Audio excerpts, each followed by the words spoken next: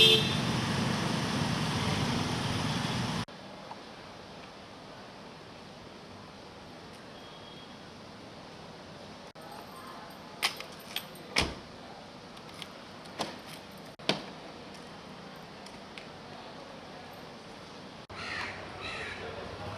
Play కాదైతే అంతేనా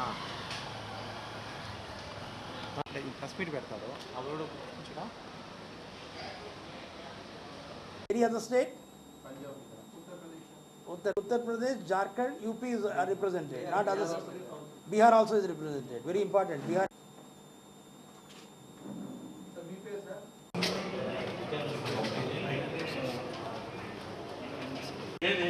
NTV.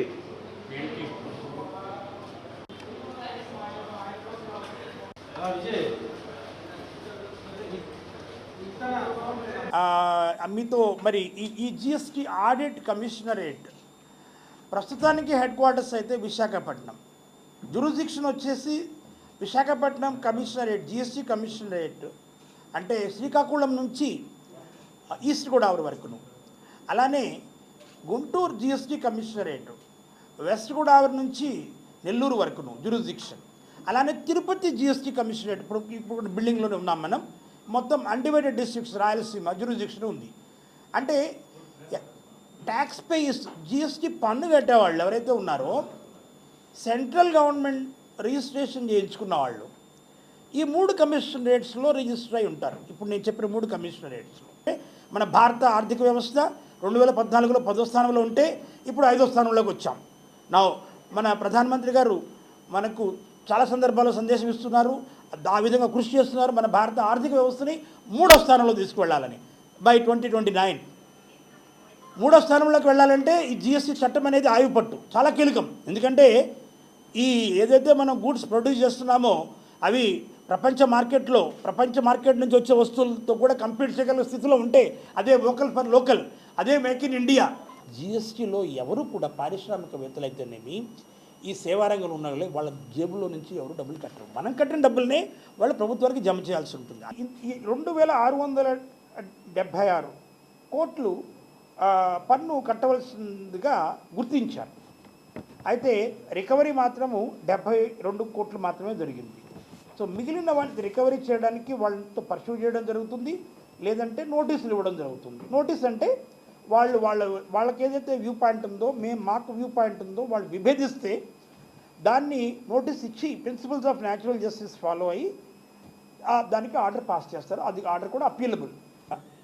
Amaravati capital కట్టడానికి 15,000 కోట్ల రూపాయలు మల్టీలేటరల్ ఇన్స్టిట్యూషన్స్ ద్వారా ఇప్పించడానికి నిర్ణయం తీసుకోవడం జరిగింది.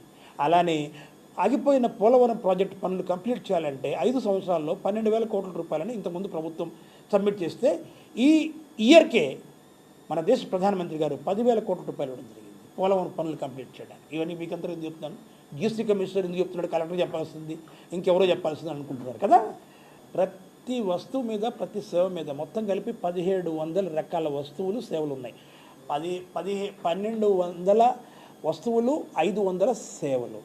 వీటి మీద జిఎస్టీ పన్ను మనం కడుతూనే ఉన్నాము. మనం కడుతున్నాము, కట్టవలసిన వాళ్ళు ఎవరికైతే మన రెస్టారెంట్లో దోశ ఇడ్లీ తిని ఇచ్చినామో, అలానే జిమ్కి వెళ్ళి వాడికి ఇచ్చినాము, మొబైల్ కొంటూ ఇచ్చినాము, రీఛార్జ్ చేసుకుంటూ ఇచ్చినాము, మనం కట్టిన పన్ను అతను నెక్స్ట్ మంత్ 29 కట్టాలా.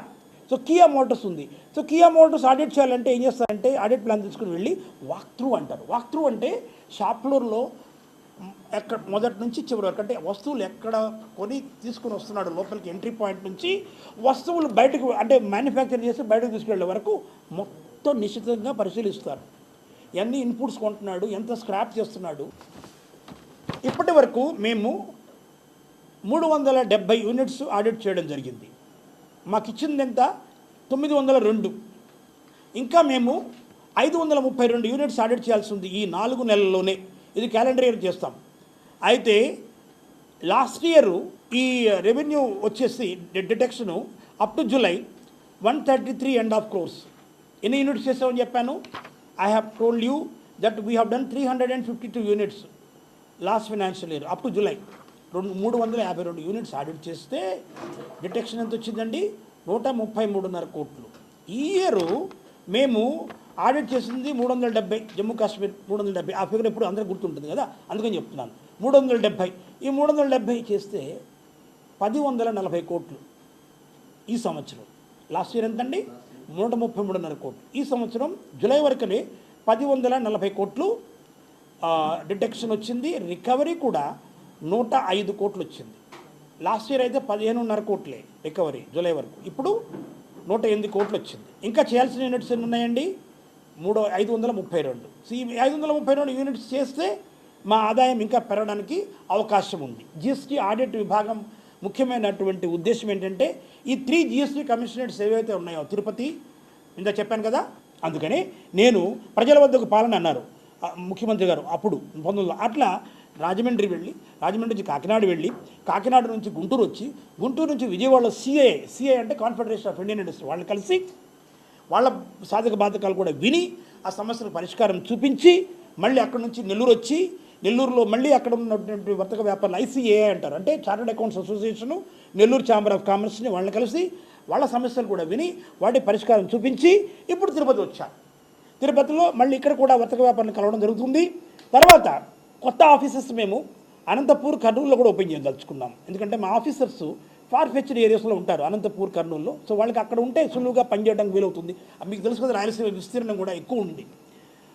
సో ఈ రానున్న కాలంలో ఈ 532 యూనిట్స్ ఆడిట్ చేస్తే మాకు అదనంగా ఆదాయం వస్తుంది. ఆ ఆదాయము ప్లస్ ఈ జిఎస్టీ కమిషనరేట్స్ వాళ్ళు రెగ్యులర్గా మంత్లీ మీద చెప్పాను కదా, ఆల్ ఇండియా రెవెన్యూతో 1.75 లక్షలు. అట్లా మాకు ఆడిట్ కమిషనరేట్స్ దేశం మొత్తం ఎన్ని ఉన్నాయి? How many audit commissionerates are there? GST commissionerates 107 ఉన్నాయి. అందులో నేను కమిషనర్ని మొన్నటి వరకు గుజరాత్లో. సిజిఎస్ ఫైల్ చేయండి. Thank you. ఎందుకు ఫైల్ చేయాలి? మీ జేబులోంచి కట్టడంలా. మీరు ప్రజల దగ్గర నుంచి తీసుకున్న డబ్బుని సమయానికి చేస్తే మళ్ళీ దేశం వికసిత్ భారత్ 3వ స్థానానికి వెళ్ళాలంటే మరి మనకి ఎన్నో కొత్త నేషనల్ హైవేస్ రావాలి, కొత్త రైల్వే లైన్స్ రావాలి, ఇందాక నేను చెప్పినట్టు కొత్త పోర్ట్స్ రావాలి. మన ముఖ్యమంత్రి గారు కొత్తగా 6 పోర్ట్లు 7 పోర్ట్లు అడుగుతున్నారు, ఎయిర్పోర్ట్స్. వైద్యం మీద జిఎస్టీ లేదు, అంటే హాస్పిటల్స్లో మనం చేయించుకునే వైద్యం, ప్రైవేట్ హాస్పిటల్ కానీ గవర్నమెంట్ హాస్పిటల్ జిఎస్టీ లేదు. కానీ వాళ్ళకి పొట్ట తగ్గడానికి కాస్మెటిక్ సర్జరీ చేస్తారు చూడండి, హెయిర్కి, దాని మీద ఉంది. అట్లానే విద్య, మన పిల్లలు చదువుకుంటే డిగ్రీ కానీ పాలిటెక్నిక్ కానీ ఏదైనా సరే రెగ్యులర్ కురికులంలో లేదు. కానీ సివిల్ సర్వీస్ కోచింగ్ నాలాగా వెళ్ళి సివిల్ సర్వీస్ కోచింగ్ తీసుకుంటారు కదా, దాని మీద ఉంది. కోచింగ్ ఇన్స్టిట్యూట్స్ మీద ఉంది, నారాయణ మీద ఉంది. అర్ధరాత్రి కటాకట్ బ్యాంకులో వచ్చేస్తుంది, పని చేసినా చేయకపోయినా.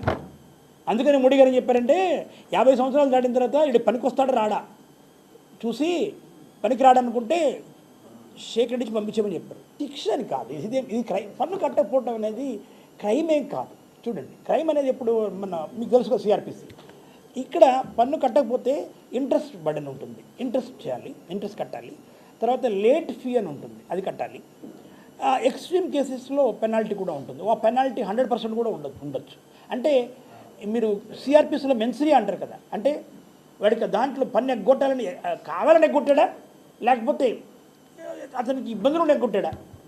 బట్ ఇలా ఇబ్బందులు చెప్పడం కూడా కొన్ని సందర్భాల్లో మనకి అది చట్టం ఒప్పుకోదు. ఎందుకంటే అతను ఆల్రెడీ కట్టించుకున్నాడు కదా, ఉందాం చట్టం తన పని తాను చేసుకోవచ్చు చెప్పగలరు. కానూన్ కా హాత్ లంబా అని చెప్పారు, అమితాబ్ బచ్చన్ డైలాగ్ ఉంది, యాంగ్రీ యంగ్ మ్యాన్. ఇప్పుడు నిజంగానే కానూన్ కా హాత్ బహుత్ లంబా బీ హై, స్ట్రాంగ్ బీ హై.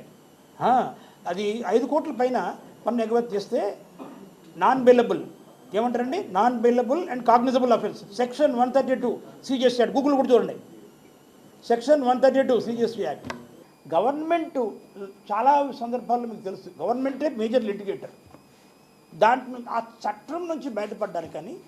మాకు ప్రభుత్వం ఏం చెప్పిందంటే 2 కోట్ల వరకు ఏదైతే డిస్ప్యూట్ ఉందో సుప్రీంకోర్టులో మేము అప్పీల్ చేయడానికి మాకు అధికారం లేదు.